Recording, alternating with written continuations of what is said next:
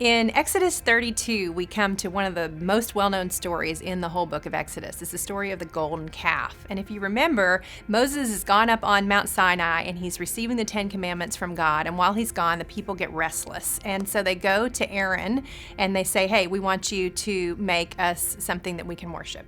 And Aaron obliges them. He says, give me the gold from your ears. And he fashions for them a calf. And when the calf is fashioned, the people bow down and worship it. And Aaron says, hey, tomorrow we're going to have a feast to Yahweh.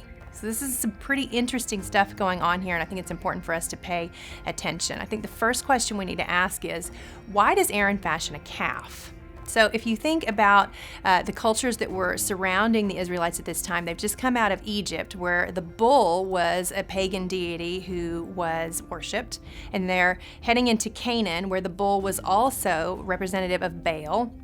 So why is it that when Aaron decides to make an idol, he goes with a calf? He doesn't fashion a bull. Well, I live in Texas, and so I've spent a lot of time at rodeos. And if you've ever been to a rodeo, you know that there's this thing called a calf scramble, and they release these calves into the arena, and then they let children run around and try to tackle them. And if you catch one, then you receive a prize. But you know what they don't do at the rodeo? They don't put children into the arena and ask them to chase bulls around. Why?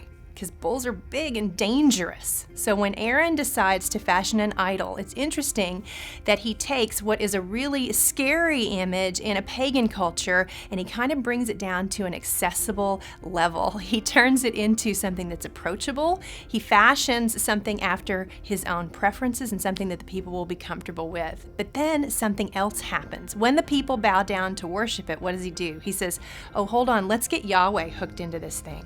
And they have a feast to Yahweh the next day. So what has he done? He's taken pagan culture and he has combined it with the belief system of the Israelites who were commanded to worship the one true God. And I think this is the form that our idolatry often takes, right?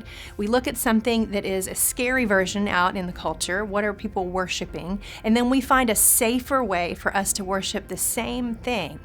And then many times we find a way to take whatever that is and assign some spiritual value to it as well, to tell ourselves, this isn't really a problem. I mean, I'm a believer, right? So I think as we examine our own idolatry in light of this discussion in Exodus 32, we should keep in mind our tendency not to go and worship fully the thing that is not God, but rather to take something that's not God and combine it with our worship of the one true God and tell ourselves that we can make that work. What the rest of Exodus 32 tells us is that's never a safe way to approach a holy God. But because of Christ, we do have access to God in a way that we didn't before because of our sin.